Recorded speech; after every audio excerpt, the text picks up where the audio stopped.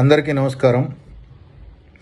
గత 3 రోజుల నుంచి సిపిఎం పార్టీ పైన, పార్టీ కేంద్ర కమిటీ సభ్యులు తమ్మినేని వీరభద్రం గారి పైన ఒక తీవ్రమైనటువంటి దుష్ప్రచారం రాష్ట్రమంతా సాగుతూ ఉంది.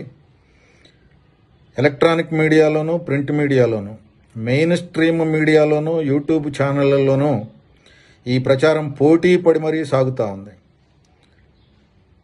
తమ్మినేని వీరభద్రం ఛానల్ పెట్టి తప్పు చేశాడని, పార్టీ ఆఫీసు కట్టి తప్పు చేశాడని, అట్లాగే రాజకీయాలు అధికారంలో ఎవరుంటే వాళ్ళతోని రాజకీయాలు చేస్తారని, సంబంధాలు నెరుపుతారని, అలాగే ప్రస్తుతం కాంగ్రెస్తోని, బీజేపీతోని కూడా దోస్తానా చేస్తూ ఉన్నాడని, ఇదంతా పార్టీ కేంద్ర కమిటీ గమనించి ఆయన మీద చర్య తీసుకుందని, ఆయన్ని పక్కన పెట్టిందని, ఆయన్ని వేటు వేసిందని, బహిష్కరించిందని, సస్పెండ్ చేసిందని, ఇట్లాంటి తప్పుడు ప్రచారాలు, దుర్మార్గమైనటువంటి ప్రచారాలు, గోబెల్స్ ప్రచారాలు మీడియాలో వస్తూ ఉన్నాయి.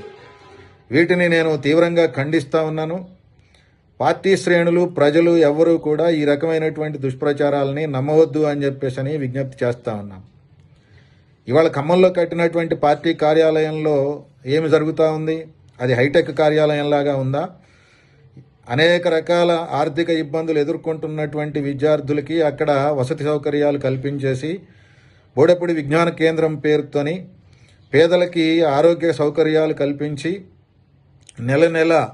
ప్రతి నెల కూడా మెడికల్ క్యాంపులు నిర్వహించి పేదలకి అతి తక్కువ ధరలకి ఉచితంగా వైద్యం చేయించబడతా ఉన్నటువంటి విషయం కళ్ళుండి చూసే వాళ్ళకి ఎవరికైనా సరే అర్థమవుతుంది. అట్లాగే అక్కడ టైలరింగ్ వృత్తి నేర్చుకునేటటువంటి మహిళలకి తగిన అవకాశం కల్పించినటువంటి పరిస్థితి కళ్ళుండి చూసే వాళ్ళకి ఎవరికైనా కనపడుతుంది. కావాలని చెప్పేసని తమ్మినేని వీరభద్రం ఇట్లాంటి పనులు చేశారు అనేటటువంటి ఈ ప్రచారం ఏదైతే ఉందో, ఇది పార్టీని నష్టపరచడం కోసం కొంతమంది పోటీ పడి మరి ఛానళ్ళు, ప్రధానంగా యూట్యూబ్ ఛానళ్ళు, ఇతరత్ర పోటీపడి చేస్తూ ఉన్నటువంటి ప్రచారం. ఈ రకమైనటువంటి గోబెల్స్ ప్రచారాన్ని పార్టీ శ్రేణులు, ప్రజలు ఎవరు నమ్మవద్దు అని చెప్పేసి కోరుతా ఉన్నాం.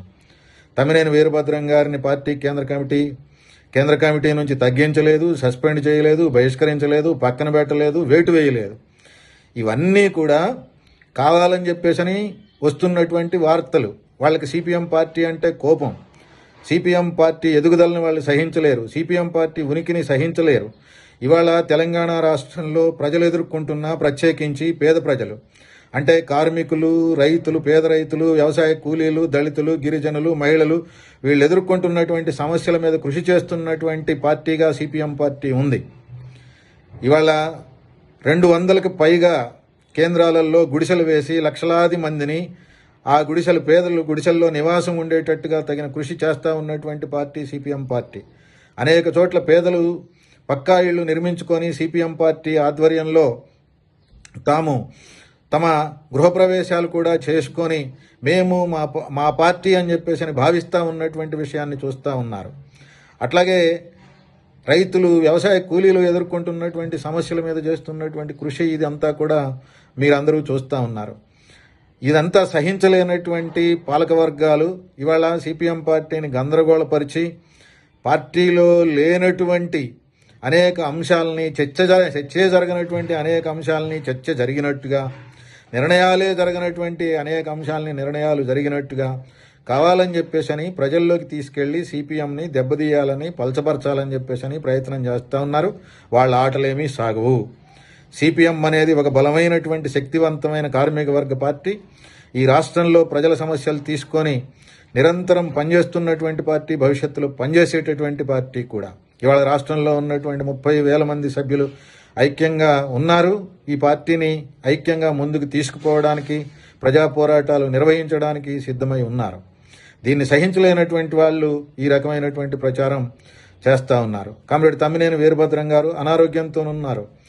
ఒక 4 మాసాల కాలం పాటు విశ్రాంతి తీసుకోవాలి అని చెప్పేసి ఏఐజీ కార్డియాలజీ విభాగం డాక్టర్ డిఎన్ కుమార్, శ్రీదేవి గారు చెప్పారు. పార్టీ నాయకత్వానికి చెప్పారు, ఆయనకి చెప్పారు.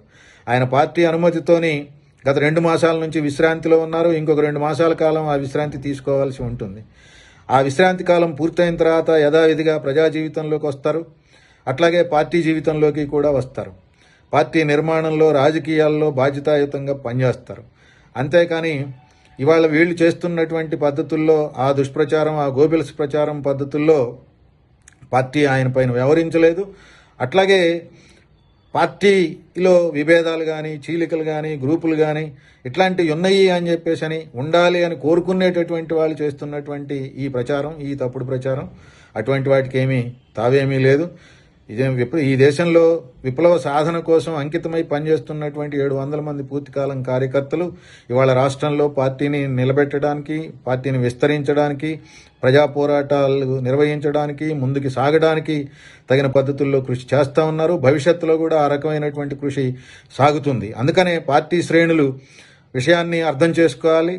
కామ్రేడ్ తమ్మినేని పైన, పార్టీ పైన సాగుతూ ఉన్నటువంటి ఈ దుష్ప్రచారాన్ని తీవ్రంగా ఖండించాలి. మనోధైర్యంతో ముందుకి సాగాలి. ఎటువంటి ఇబ్బంది లేకుండా మీరందరూ కూడా ఐక్యంగా ముందుకు సాగాలి అని చెప్పేసి విజ్ఞప్తి చేస్తూ ఉన్నాం.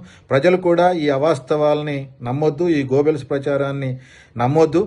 మేము సిపిఎం పార్టీ, అది రాష్ట్ర కమిటీ కావచ్చు, జిల్లా కమిటీలు కావచ్చు, మండల కమిటీలు కావచ్చు, శాఖలు కావచ్చు, ఇది ప్రజల కోసం, దేశం కోసం, వ్యవస్థ మార్పు కోసం ఉన్నటువంటి పార్టీ. ఇది ఇలానే పనిచేస్తుంది, ఐక్యంగా ముందుకు సాగుతుంది. ఇందులో ఎటువంటి శషభిషలకి తావులేదు అని చెప్పేసి ఈ సందర్భంగా మీ అందరికీ విజ్ఞప్తి చేస్తా ఉన్నాం.